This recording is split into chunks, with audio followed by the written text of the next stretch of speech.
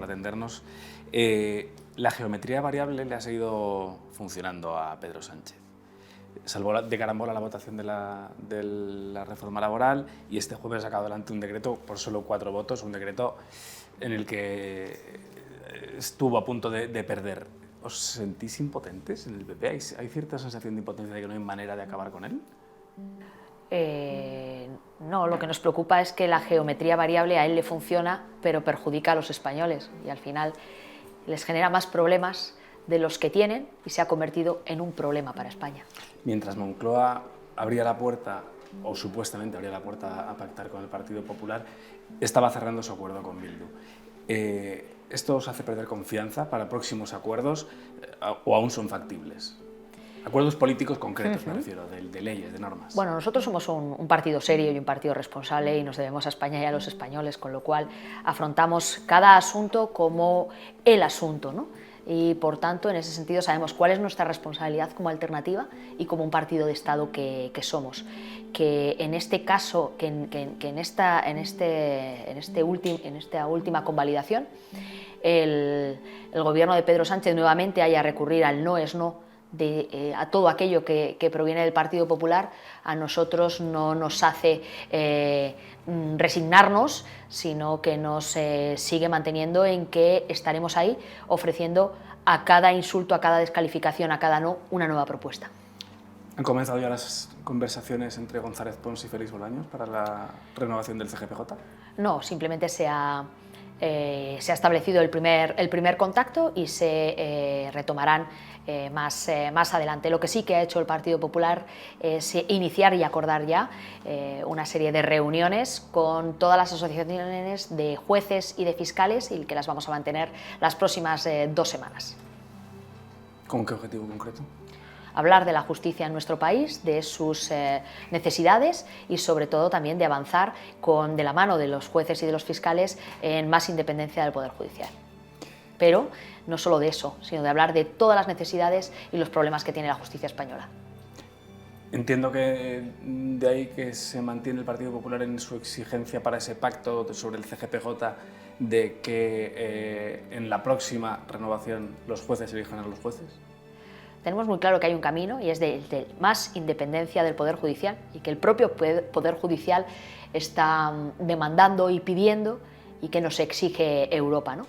De cara a esas conversaciones que vamos a retomar y para las que ya hemos nombrado interlocutor con el Gobierno, nosotros no vamos con ningún escenario preestablecido, pero sí que vamos con los principios muy claros de lo que es el Partido Popular y de lo que defendemos, ¿no? Y por supuesto para nosotros seguir avanzando en más independencia del Poder Judicial y por tanto fortaleciendo la separación de poderes es un camino en el que estamos y vamos a seguir estando.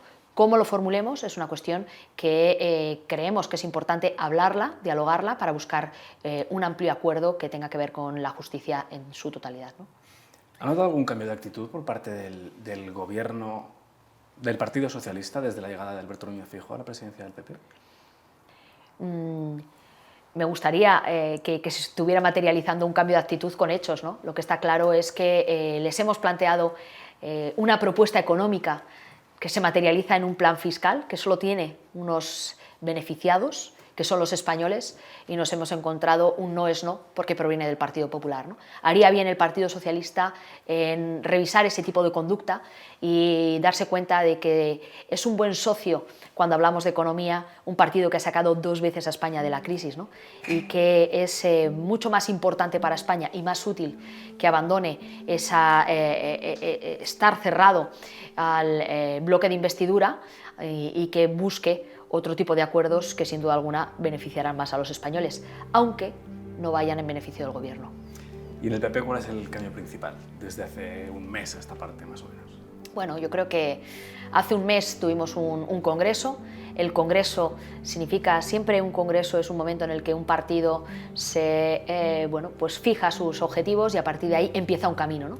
Y yo creo que no se trata de analizar y mirar hacia atrás ni comparar. Nosotros solo tenemos que mirar hacia adelante. Y un congreso es el punto en el que solo se mira para adelante, y eso es lo que estamos haciendo con un objetivo: España y los españoles. Somos perfectamente conscientes de las dificultades que tienen y que nos debemos a ello con una política seria, una política responsable, una política sólida y sobre todo pensando en España. Del PP al PSOE, las acusaciones de insultos, portazo, no es no, son comunes. ¿De qué manera? ¿Cuál sería la vía, incluso quimérica, imaginemos, para que se retome la confianza? Yo creo que hay un problema de confianza evidente y que uno no se fía del otro. A ver si lo que yo le voy a contar... ¿El problema está en la confianza, en que no se fían unos de otros? Porque... No, el problema no está en la confianza. El problema está en que Pedro Sánchez ha decidido, desde el inicio, desde el momento de la moción de censura, que con los socios de la moción de censura, que luego fueron los de investidura, es con los que única y exclusivamente va a contar. Y ese es el problema, porque ahí está la clave. Eso es lo que a él le impide realmente sentarse con el Partido Popular a buscar otro tipo de acuerdos. Creo que nosotros hemos demostrado absoluta transparencia en, por ejemplo, el último caso, que es una propuesta económica que el Partido Popular además no la hace suya, sino que la hace de España y de los españoles, que se la remitimos con el propio escudo del país, que no con nuestro logotipo, que le decimos al gobierno: ahí la tiene, haga la suya, si usted la lleva tiene mis votos, y sin embargo lo que de ahí se deduce es un no. Evidentemente no ha existido ni tan siquiera un encuentro, una reunión física para poder descender en esos 4 puntos, pero simultáneamente sí existían otras reuniones, algunas las hemos visto todos los españoles, en un domingo, por ejemplo, en el que se sentaban con otros.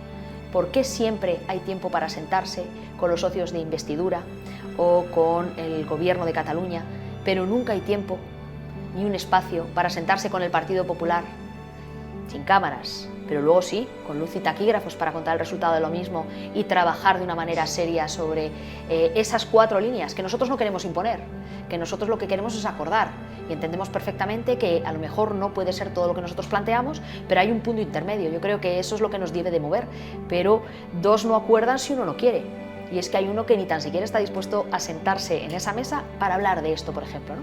Y yo creo que esto es muy importante para España y sobre todo para los españoles. Estamos hablando que en mes de enero y febrero se han recaudado 7.500 millones de euros más que hace un año, en esos mismos meses, y eso significa que el efecto de la inflación está llevando a que los españoles paguen más impuestos, y eso sale de sus bolsillos en un momento muy delicado, y eso debiera de ser la prioridad, no otras. Yo creo que merece la pena sentarse.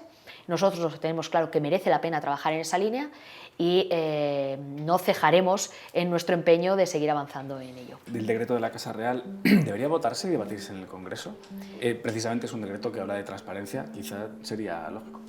Bueno, habrá un debate seguro y por tanto está ahí, pero es importante también que las cuestiones que tengan que ver con las instituciones son debates que están abiertos en la sociedad, pero aquellos que coincidimos en la necesidad de fortalecer a la jefatura del Estado, hagamos todo lo que esté en nuestra mano para garantizarle también un escenario de fortaleza. ¿Ve el camino despejado para la vuelta de Juan Carlos I? ¿Le parecería bien? ¿Al partido le parecería bien? Yo respeto enormemente las decisiones personales, y en este caso las decisiones personales del rey emérito, ¿no? Todos tenemos derecho a tomar las decisiones que afectan a nuestra vida, y sin duda alguna, si él decide volver, me parecerá una buena decisión, y sería bueno también que lo hiciera. ¿En qué sentido sería bueno? Bueno, porque este es su país. Y si él quiere volver, no tiene por qué estar lejos. Vale. La rebelión de Esquerra contra el PSOE por el caso del espionaje, o el supuesto espionaje, la investigación o supuesta investigación, supuestamente del CNI, todavía no sabemos nada. ¿Cree que puede traer problemas de verdad a Pedro Sánchez durante el resto de la legislatura? En lo personal, a Pedro Sánchez no le va a traer ningún problema. Y no le va a traer ningún problema porque él está siempre dispuesto a cualquier cosa, lo hemos vivido esta semana, para garantizar su gobierno, para fortalecer el gobierno, aunque eso conlleve debilitar al Estado, ¿no? Y son 2 cuestiones y dos ámbitos distintos, ¿no? 2 planos distintos. Y en ese sentido, a Pedro Sánchez tomar decisiones cortoplacistas que le garanticen seguir en la Moncloa una semana más, ganar tiempo, aunque eso sea los acuerdos a los que llegue vayan en perjuicio de la fortaleza de nuestras instituciones, no le preocupa, con lo cual a él no le traerá ningún problema. ¿Se ha debilitado el Estado esta semana? Sí, sin duda. Yo creo que romper un pacto de Estado, cada vez que se rompe un pacto de Estado, debilitas al Estado. Y se ha roto el pacto de Estado en lo que significaba la constitución de una comisión, como es la Comisión de Secretos Oficiales, donde se da cuenta de los fondos reservados.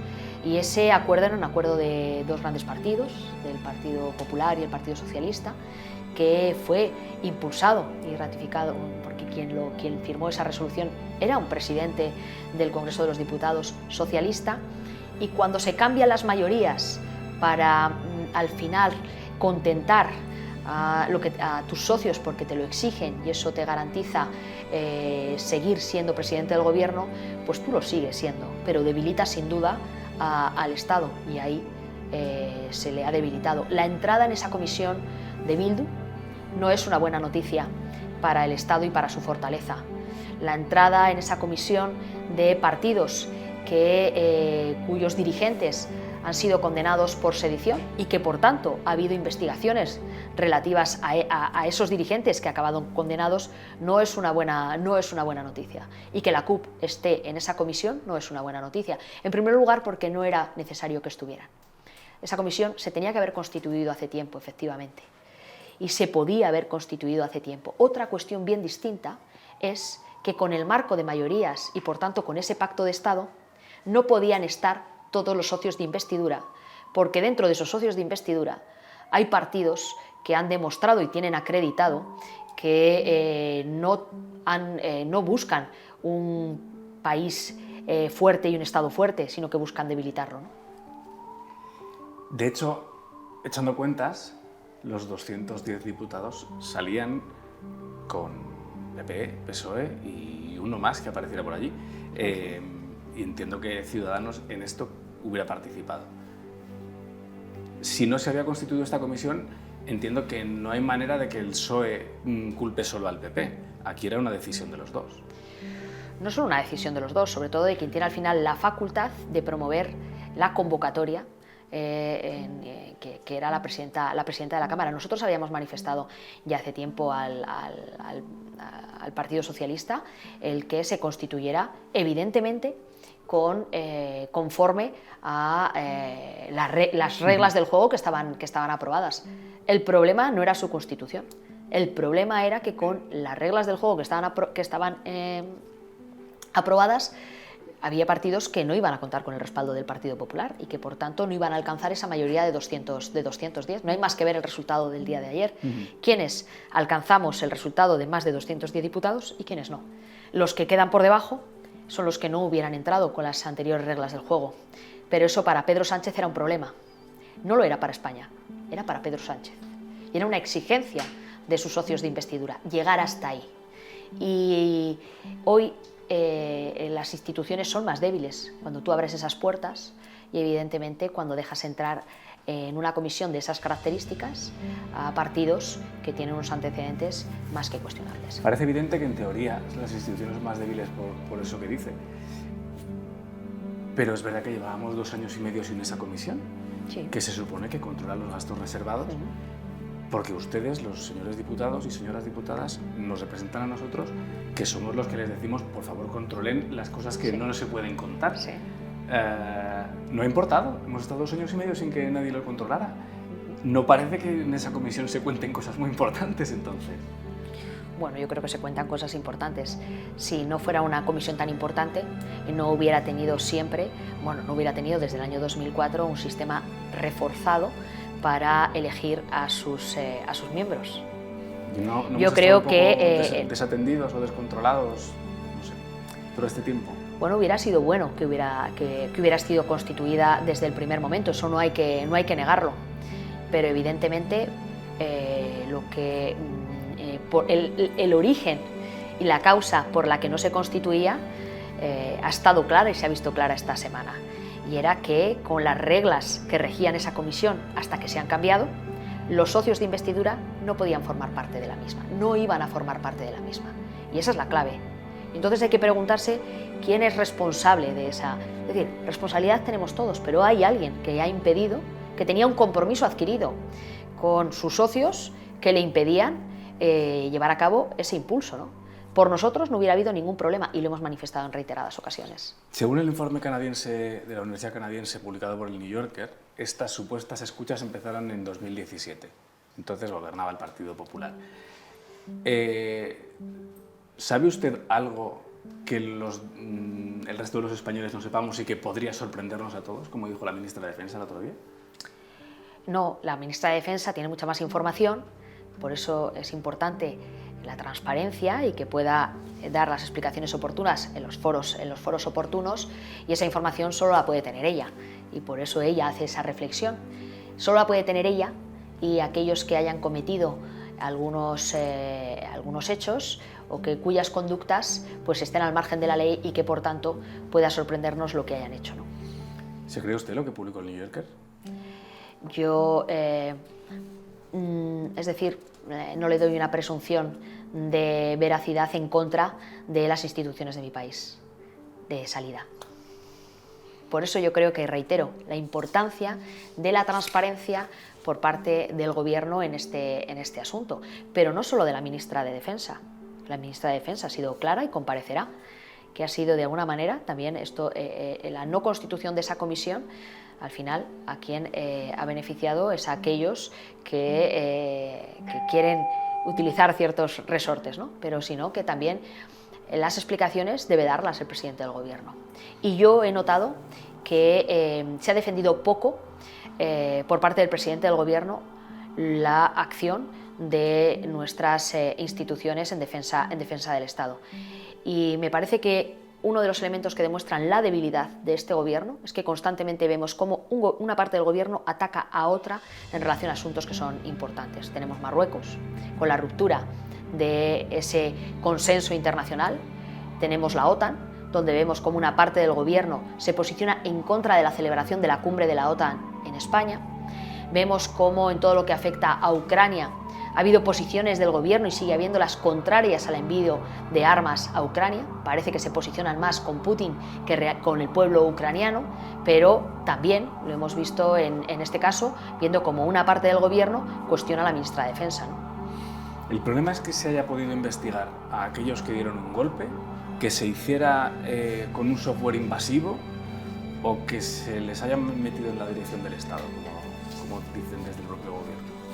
Bueno, yo creo que son cosas distintas, ¿no? Yo creo que cualquier actuación de investigación debe de estar en el marco de la legalidad y por eso todos esperamos las explicaciones.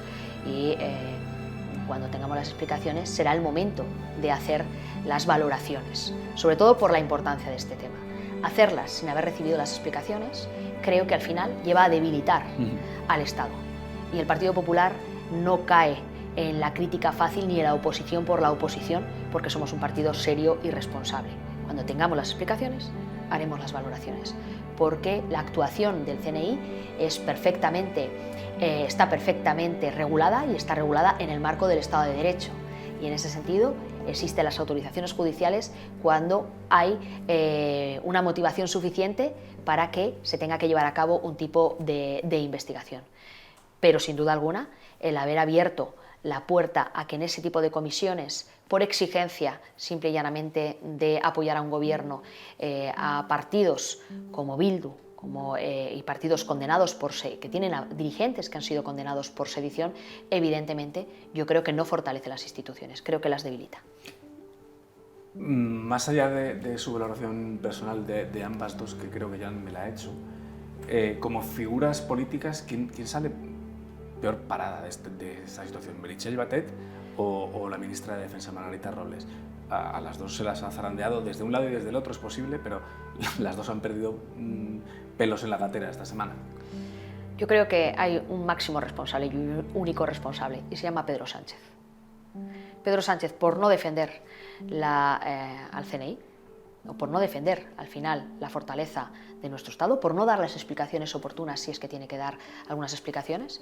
Es decir, cuando se pone en cuestión lo que afecta a las instituciones, lo que afecta a los pilares de nuestro Estado de Derecho, Lo que espera y lo que merece la sociedad española es que hable el presidente del Gobierno. Y no le hemos escuchado ni una sola palabra en este aspecto. No le importa que se debilite un ministerio como el de Defensa, no le importa que se debiliten instituciones que son claves, organismos que son claves y necesarios para el buen funcionamiento de nuestra democracia, si eso puede enfadar a sus socios de investidura o a su socio de gobierno, ¿no? Y evidentemente quien comprometió ese cambio de las reglas del juego pues fue también el gobierno, ¿no? A quien tampoco le correspondía llevarlo a cabo. Pero hay un máximo responsable, y el máximo responsable es Pedro Sánchez, sin lugar a duda. ¿Van a pedir su comparecencia? ¿Para que dé explicaciones sobre esto? Hemos pedido públicamente ya hemos pedido que dé explicaciones, ¿no? Y sería bueno que lo hiciera. No lo van a pedir. No, la pediremos. Es decir, esta semana hemos pedido la comparecencia de Pedro Sánchez en relación a Marruecos y el Congreso de los Diputados ha acordado que comparezca.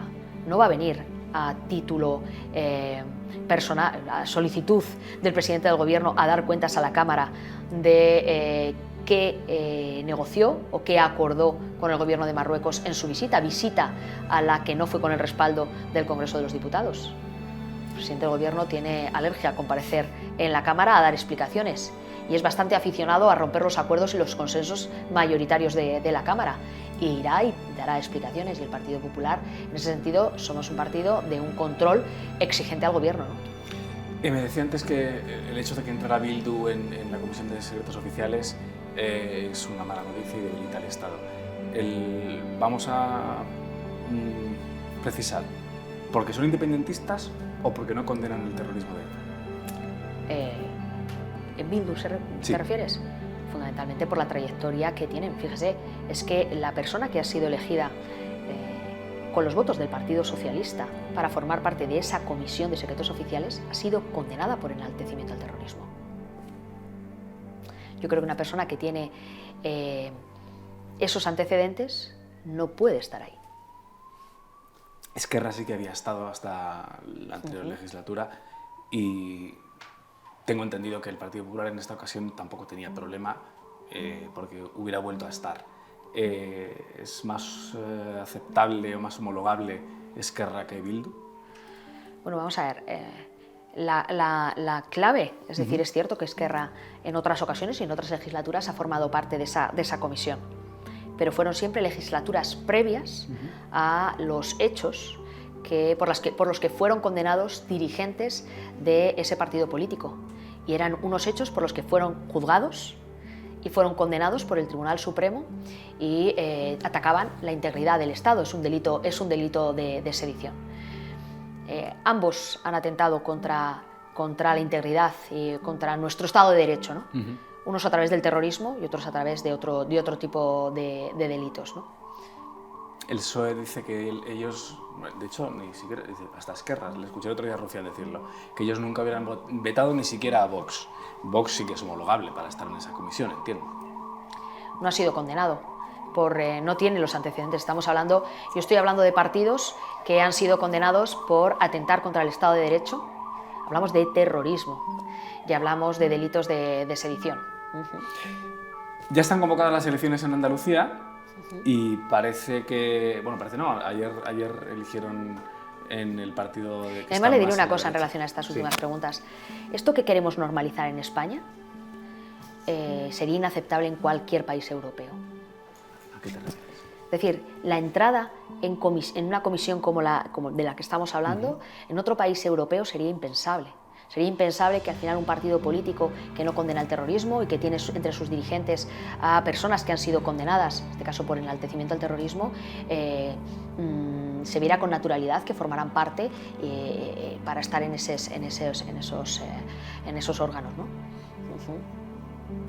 Estoy de acuerdo, pero un discurso parecido dice el PSOE con respecto a los pactos del PP con Vox, la extrema derecha en el resto de Europa. Mire, yo creo que estamos hablando de cosas muy diferentes y que al final banalizarlo todo creo que no es el camino correcto. Yo al Partido Socialista le pediría un poquito más de reflexión cada vez que emite ciertas valoraciones. Y vamos con Vox, con la convocatoria de las elecciones en Andalucía. Parece que la candidata va a ser Macarena Olona, la de Vox, y según las encuestas parece que va a ganar Juanma Moreno, pero no va a tener suficiente con sus propios votos. En Vox dicen que o gobierno de coalición o que ustedes se olviden. Bueno, quienes van a hablar van a ser los andaluces.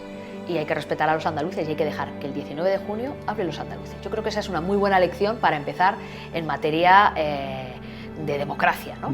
Los que han sido llamados a hablar no han sido los partidos políticos. Los que han sido llamados a hablar son los andaluces con su voto, y su voto es sagrado.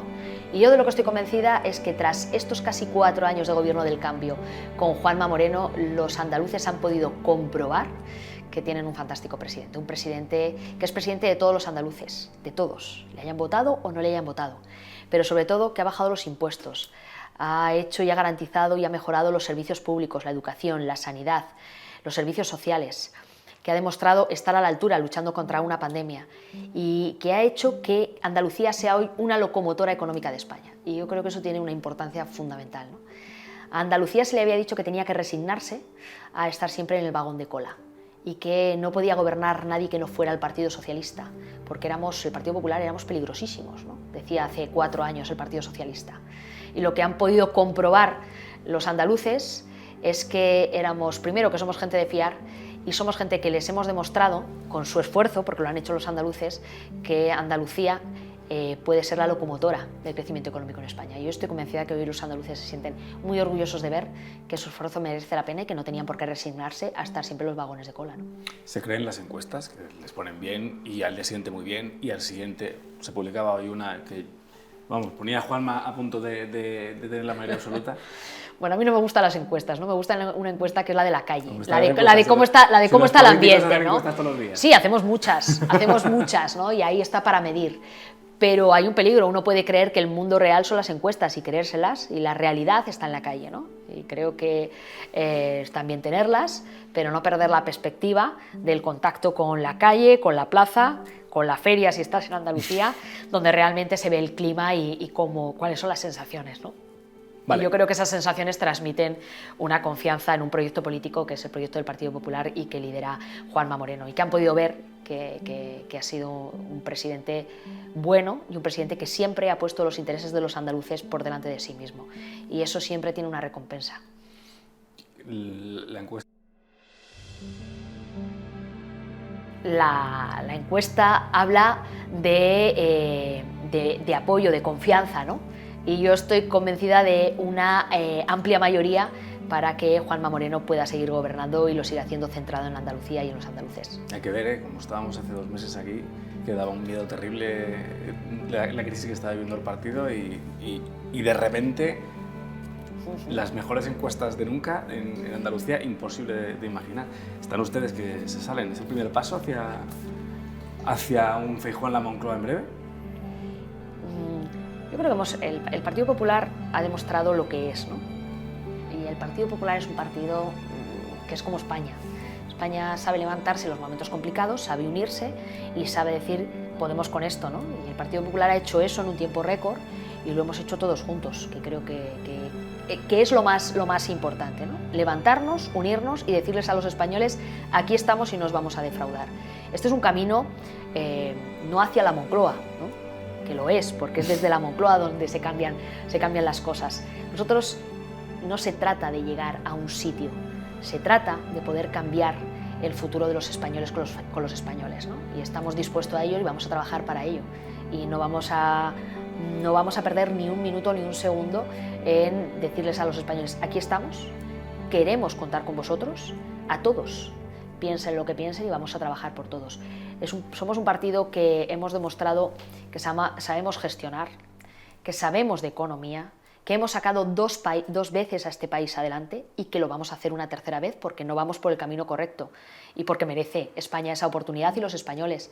Y para ello, además, el presidente Feijóo ha hecho un grandísimo ejercicio de generosidad interna hacia el partido, después de 4 mayorías absolutas y estar gobernando una comunidad autónoma, decir sí, estoy dispuesto y lo voy a dar todo por los españoles, y en ese sentido todo el partido le vamos a acompañar y le vamos a hacer que los españoles tengan a ese gran presidente que los gallegos ya han tenido la oportunidad de elegir y que pronto los españoles también tendremos la oportunidad de elegir. Creo que van 2, si no 3 veces que me dice usted que el Partido Popular ya ha sacado a España 2 veces de la crisis y que lo volverá a hacer. ¿Nos están contando que estamos entrando en una crisis igual de gorda que las 2 anteriores en las que ustedes vinieron a salvarnos? Pues me gustaría decir que no, pero los datos son alarmantes, ¿no? No se trata de... Es decir, si hablamos de esta semana hemos tenido el dato de la EPA, del paro. Se han destruido 100.000 puestos de trabajo, 70.000 españoles están en el paro y no lo estaban el mes pasado. Hemos tenido el dato de la inflación y estamos en un 8,4%, un 4,4% es una inflación subyacente, es decir, no está vinculada a la energía. Estos datos, si los comparamos con otros países, son peores y los factores exógenos que tenemos todos que afrontar cuando le afectan más a España, o sea, cuando a España le va peor, significa que el gobierno y sus políticas económicas no están acertando, ¿no? Y hoy hemos tenido 2 datos más. Es la previsión de crecimiento y hay una desaceleración clara con ese 0,3% y por fin una rectificación del cuadro macroeconómico por parte del gobierno, que sigue siendo muy optimista. Lo que está claro es que esos datos demuestran que la situación de la economía cada vez es peor y que no nos podemos, esto no lo podemos negar, el gobierno lo niega. Y esto ya lo vivimos, porque otro presidente socialista, Rodríguez Zapatero, negó la crisis y luego pasó lo que pasó. Pero no solo negó la crisis en aquel momento, negó la crisis y no aplicó las políticas económicas necesarias y estamos otra vez en ese momento, ¿no? Hoy cuando analizamos si por algo se caracteriza el gobierno de Pedro Sánchez es por la ausencia de unas políticas económicas adecuadas, por la negación de la situación en la que estamos, con un optimismo que no se corresponde con la realidad que viven hoy los españoles y sobre todo al final con la negación de asumir que hay que llevar a cabo reformas profundas y reformas que nos permitan abordar la situación de esa inflación que hace que muchas familias no lleguen a final de mes y otro tipo de cuestiones, ¿no? La política energética tiene que ser revisada y además no con una visión cortoplacista, sino que tiene que ser a largo plazo y eso está fuera de la agenda política del gobierno y por tanto eso nos hace ser pesimistas. Nos hace ser pesimistas, pero también tenemos muy claro que nuestra manera de hacer oposición es la de ser alternativa. Y somos pesimistas, pero decimos estamos aquí, aunque todavía no estemos en el gobierno, para aportar soluciones y ser útiles. Y es por eso por lo que hemos planteado ese plan de medidas económicas y se lo remitimos, y Alberto Núñez Feijóo se lo remitió a Pedro Sánchez, ¿no? Porque estamos para aportar y por eso queremos que el IRPF recoja el efecto de la inflación, pero no para recaudar más, sino para hacer que los españoles no paguen más y por tanto tengan más capacidad adquisitiva, en este caso a través de una bajada de las retenciones que ya pueda tener efecto esperando la declaración del año que viene, ¿no? O esa bajada del IVA que ya Europa ha autorizado hasta el 5% del IVA, o sea, del gas y de la luz y que permitiría bajar los recibos. Pero también es necesario revisar el gasto público. No para tocar los servicios públicos, que no nos engañe, sí, y no nos confunda, ¿no? Eso porque en cuanto se pone la palabra público todo va en todo parece, ¿no? Es decir, el gasto público es todo aquello que gasta un gobierno porque proviene del dinero público, es decir, del dinero que se recauda de los españoles, de su esfuerzo. Porque tú lo recaudas al final de su salario o de los rendimientos de una empresa. Por eso es público, que no significa que financies solo servicios públicos. Hay una parte que son servicios públicos que hay que blindar, pero hay otro muchísimo gasto que no tiene nada que ver con todo eso y que sin embargo está creciendo. Igual que los españoles se aprietan el cinturón y prescinden de aquello que no es necesario, pues el gobierno tiene que hacer lo mismo. Y por ejemplo, hoy es absolutamente inasumible que con el sufrimiento que tiene la sociedad española desde el punto de vista económico tengamos un gobierno que mantiene 22 ministerios, que eso no es el estado del bienestar. Los 22 ministerios responden al bienestar del gobierno, que es una cosa bien distinta, porque un ministerio de consumo que no hace nada más que generar problemas donde no los hay, es absolutamente prescindible. ¿O por qué tenemos que tener? Antes había un ministerio de Sanidad, de Servicios Sociales, de Igualdad y de Consumo, y ahora tenemos 4 ministerios, y eso no afecta al estado de bienestar.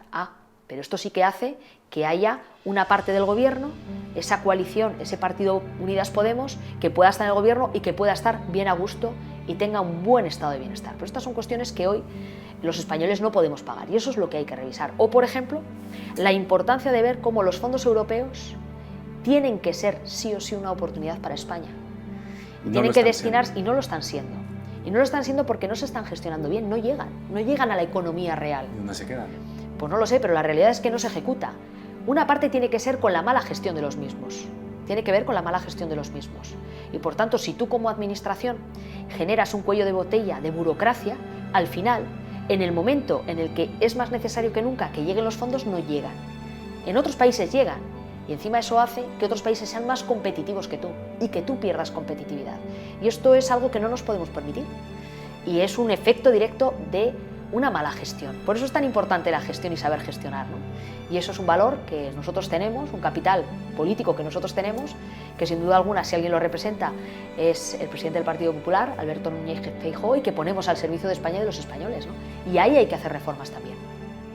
Vale, ha dicho el propio Alberto Núñez Feijóo que quiere recuperar votos que se fueron del Partido Popular hacia Vox, parece que los que se fueron hacia el centro o están todos recuperados o se quedaron en casa porque Ciudadanos está desapareciendo.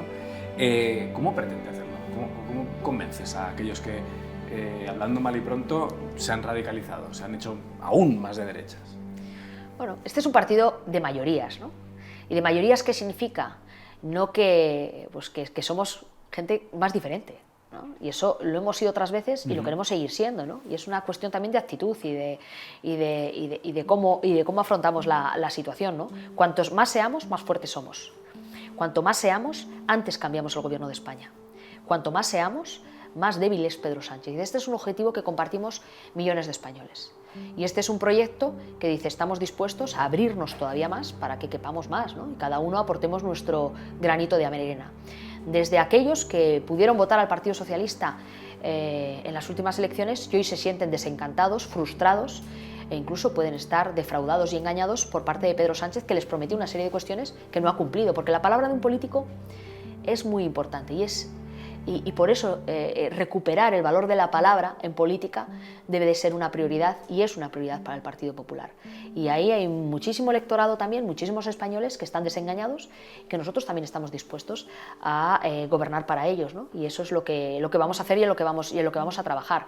¿Qué significa eso? Pues significa, por ejemplo, yendo a esa propuesta del plan económico que lleva esas propuestas fiscales, tener muy claro que debe ser una prioridad pensada para aquellos que más lo necesitan, ¿no? Te hayan votado o no te hayan votado.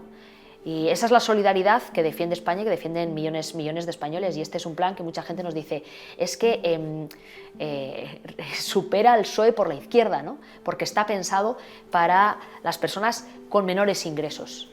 Eso no se trata de estar pensando en una parte del electorado, sino que esa es la manera realmente de sacar un país adelante, ¿no? Y si te dejas guiar por esos principios y ese camino de valores, sin duda alguna es cuando responde la sociedad española y es en el camino en el que estamos.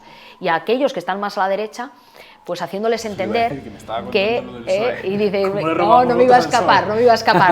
Y aquellos que están más a la derecha, pues hablando con ellos y haciendo ver la importancia de la convivencia de gente distinta, ¿no? Y que no se trata de echar pulsos, ¿no? De a ver quién es más una cosa que otra, sino de recuperar ese valor del centro, el valor del diálogo, el valor de la convivencia y no de los bloques, ¿no? Y ahí yo creo que estamos una gran mayoría de los españoles y que nos votaron alguna vez y algunos han optado en las últimas por otros partidos, pero con los que vamos a hablar también y queremos dialogar y queremos convencerles y queremos decirles que también participen en este proyecto, ¿no? Que participen, hablamos de los votantes, no de los representantes de esos votantes. Pregunta. Claro, hablamos de los votantes y hablamos de los votantes porque Oiga, los llamados es bueno. Estamos invitando a Santi. Es bueno esa precisión, ¿no? Pero sobre todo porque el diálogo, y eso es algo que se ha perdido en los últimos años, porque Sánchez ha buscado un escenario de bloques, ¿no? De una España contra otra, y España no son dos Españas que se enfrentan.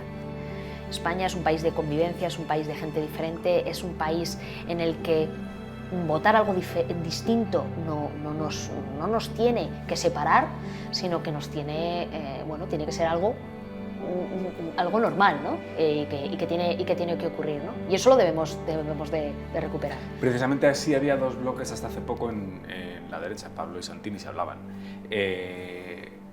Alberto Núñez Feijóo y Santiago Abascal ya han contactado, se han tomado un café, ¿lo van a hacer?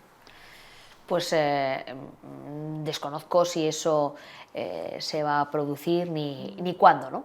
Pero Es decir, no creo que eso sea la mayor prioridad que tienen hoy los españoles, sino que son otras, ¿no? Quieren saber lo que queremos hacer y que estamos dispuestos a hacer, que los españoles su prioridad es ser más para conseguir echar a Sánchez, pues esa es una manera, ¿no? Llevarse bien con un partido que está más cerca. Pero yo creo que, es decir, en política sería tener una relación cordial con el resto de los partidos,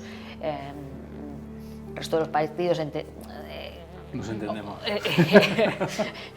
Homologables, ¿no? Sí, bueno, sobre todo aquellos que compartimos unos principios de convivencia democrática y que condenamos las mismas cosas, pues debiera de ser lo normal y debe de ser lo normal. Y tenemos que hacer todos, por lo menos nosotros lo hacemos porque así sea, ¿no? Creo que los españoles nos lo agradecen. Bien, o sea que será normal cuando pase. Esta semana se cumple un año del 4M, en el que Isabel Díaz Ayuso pegó un gran pelotazo y de repente las encuestas por fin pusieron a nivel nacional al PP por delante. Luego aquello se perdió, de repente tremenda crisis. Ya está todo acabado, esa crisis se acabó del todo, ¿no? La damos por olvidada. Sí, porque hubo un congreso, terminó un congreso y la clausura de un congreso significa que empieza una nueva etapa y que todos tenemos que estar en esa etapa y vamos a estar. Y los problemas que había en la dirección nacional con Ayuso desaparecieron. Sí, y hay una perfecta sintonía y creo que además es un grandísimo capital político de este partido y de la sociedad, ¿no? ¿Y le inquieta que se siga hablando de algún tipo de irregularidad en los contratos que se firmaron en la Comunidad de Madrid en el momento más terrible de la pandemia con determinadas empresas que pudieran estar relacionadas con determinado familiar de Isabel Díaz Ayuso? No, no me inquieta en absoluto porque tengo una confianza plena. Vale. Usted vivió aquella crisis en primera persona. Sí. Hemos escrito algunas cosas de qué es lo que pasó en unos despachos de por aquí cerca. ¿Qué es lo que falló entonces? ¿Qué pasaba? ¿Por qué de repente el PP decidió hacerse el harakiri durante una semana? Bueno, yo creo que, y lo he dicho en alguna de las respuestas, ¿no? Acabamos de celebrar un congreso. Y un congreso que... No, pero es verdad, pero es que es verdad, ¿no? Un congreso significa hacer un análisis y tomar unas decisiones, y las hemos tomado. Y por tanto, eso es lo importante. Fuimos capaces de ver las circunstancias y la situación que se había generado, asumir la responsabilidad de resolverlo y resolverlo desde la unidad, en un congreso. Bien, pero seguro y eso, para resolverlo desde la unidad, seguro que os hablasteis de esto no puede volver a pasar. ¿Qué es esto? Vamos a ver, evidentemente si se convocó un congreso extraordinario, se celebró un congreso extraordinario y tenemos una nueva dirección, es porque había cuestiones que había que resolver y las resolvimos. Y como están resueltas, es importante mirar hacia adelante. Es verdad. Es que estoy convencido, pero y sobre todo queremos saber qué pasó. Ya, yo entiendo que queráis saber, yo entiendo que queráis saber lo que pasó, ¿no? Pero creo que no es tan importante lo que pasó, sino que lo resolvimos y cómo lo resolvimos, ¿no? Y resolverlo desde la unidad significa también mirar hacia adelante y no querer seguir ahondando en esa situación, porque creo que eso sería negativo para todos. Y sin embargo nos dimos todos, y todos lo hicimos, el mandato de resolverlo y hacerlo, ¿no? Y eso lleva implícito, porque este partido no es de sus dirigentes, sino que es de España y de los españoles, de todos, aunque no nos voten, y eso lleva implícito el mirar hacia adelante. Y eso para mí es sagrado. Si tuviera algo que decir o algo que comentar sobre esos días, etcétera, lo haría con las personas que tuviera que hacerlo e internamente, que esto creo que es una de las claves y una de las máximas. Yo ahora tengo una responsabilidad que antes no tenía, o tenía menos, y es siempre salvaguardar este partido y cuidarlo. Y eso es sagrado, ¿no? Y eso también tiene mucho que ver con cómo afrontas el día después de un congreso, ¿no? Y sobre todo cuando un congreso ha sido convocado para resolver una situación. Y eso siento no poder dar respuesta a tu... No es curiosidad, es que yo creo que es bueno hablar de los problemas para saber que de verdad se han resuelto. Pero sí, pero están resueltos, ¿no? Y además están resueltos internamente. y están bien resueltos, que es lo importante, ¿no? Sí, sí. Y los No, españoles, me has dado la clave, los el españoles secretario general lo que tiene que hacer es salvaguardar el partido y había un problema que se ha resuelto. Y los españoles lo que esperan de un partido que, como decía, le ha demostrado a España lo importante que es, y creo que también en cómo hemos resuelto esto se lo hemos demostrado, como somos.